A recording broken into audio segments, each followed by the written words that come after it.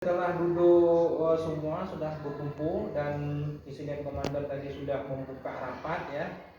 Kemudian bersama-sama menentukan mengidentifikasi area ya.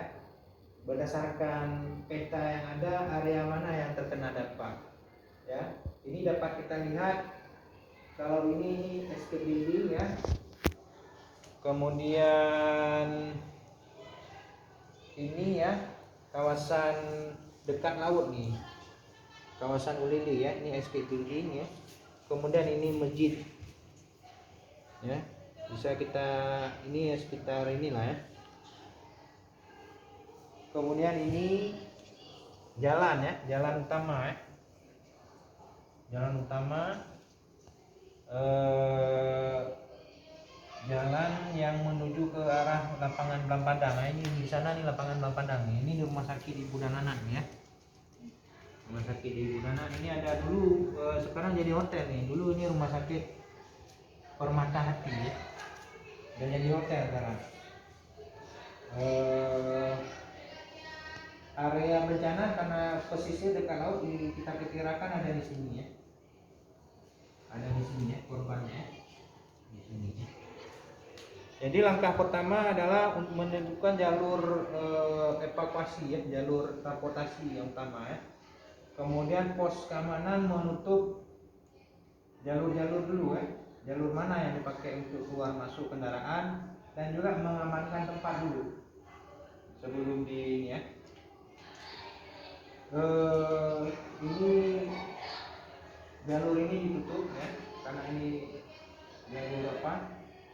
Untuk masuk maju apa namanya jalur masuk jalur keluar kendaraan yang penting-penting aja. Jadi kalau misalnya ada orang-orang luar masuk nggak bisa, harus penolong aja di sini. Nah ini jalur-jalur ditutup ya. Ini jalan mungkin jalan ada di luar sana ditutup. Ini jalur akses utama nih ya. Kemudian poskonya ditentukan ya sama insiden commander ya. Mana tadi insiden commander ya ini ya. Ini yang diperkirakan ini daerah bencana, dia di dekat-dekat itu dibuat poskonya biar enak koordinasi dan enak transportasi dan lain-lainnya.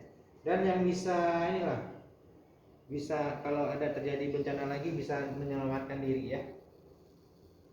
Ini isinya poskonya ya, ditaruh di sini ya.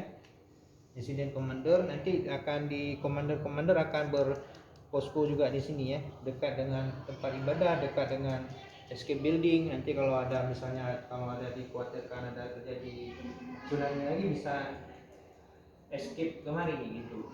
Nah, jadi dibuatlah di sini posko insiden komandernya ya. Kemudian yang lain-lain mengikuti ya, misalnya posko insiden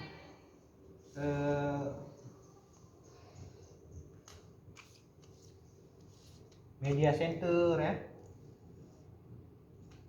Kemudian lainnya apa? Rescue commander ya.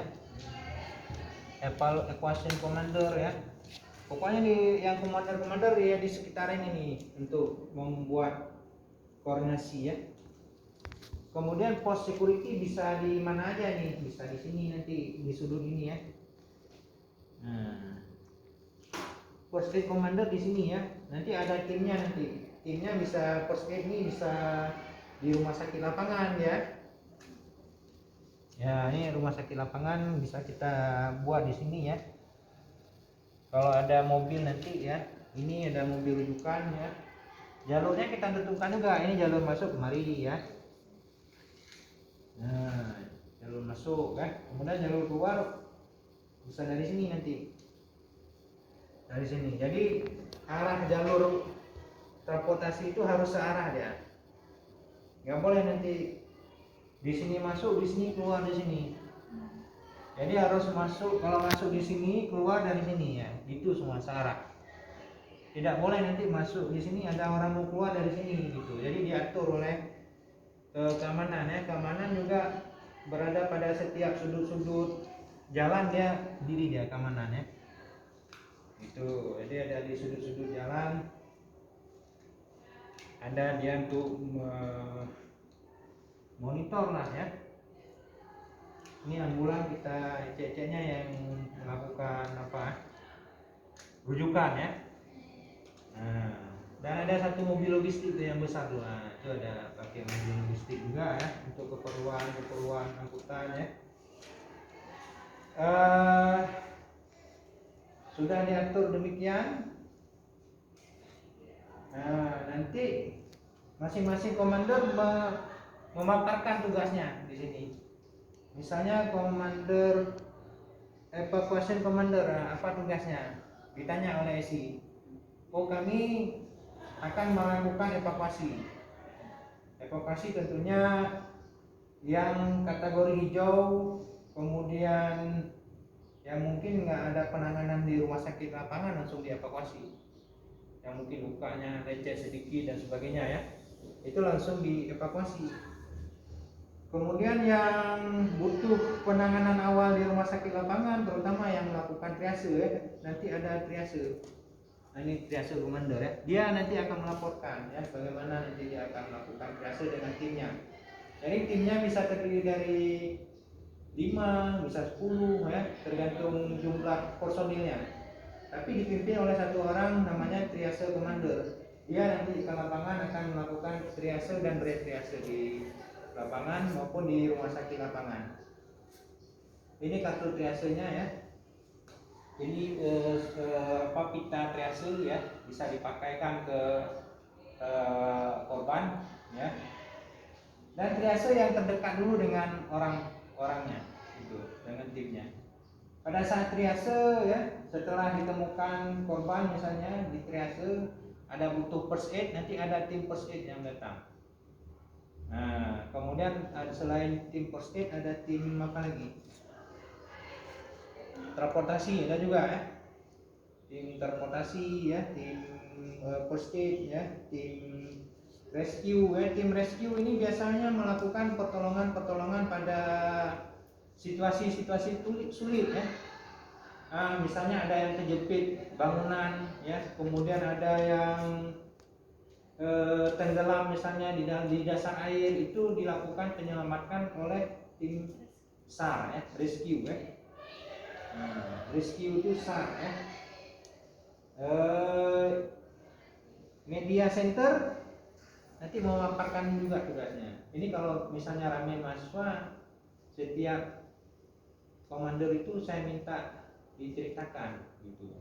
Oh, kami dari media center ya, kami akan mencatat semua jumlah korban ya, kemudian korban-korban yang misalnya ada barang-barang korban atau barang-barang pribadi ya, maupun untuk yang meninggal misalnya ada identifikasi identitas dan lain-lain, akan kami kumpulkan dan juga nanti kalau ada yang namanya masuk dari media luar, misalnya dari televisi ya, maupun dari ini, akan berkoordinasi dengan media center ya. Kemudian rumah sakit lapangan. Rumah sakit lapangan penanganan awal di sini ya.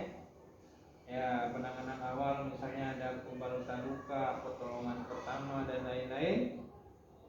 Kalau memang yang merah butuh rujukan, akan dirujuk ya dengan ambulan ya, mobil ambulan transportasi korban ke rumah sakit yang memenuhi syarat ya. Nah, misalnya ada rumah sakit di Kudan Anak gitu ya, akan dibawa korbannya ke sana gitu. Nah, seperti itu. Ya, seperti itulah gambaran untuk tabletop ini. Nah, jadi siapa yang bisa ulang nih? Bisa coba ini memainkan peran, sebenarnya bermain peran ya ini. Udah.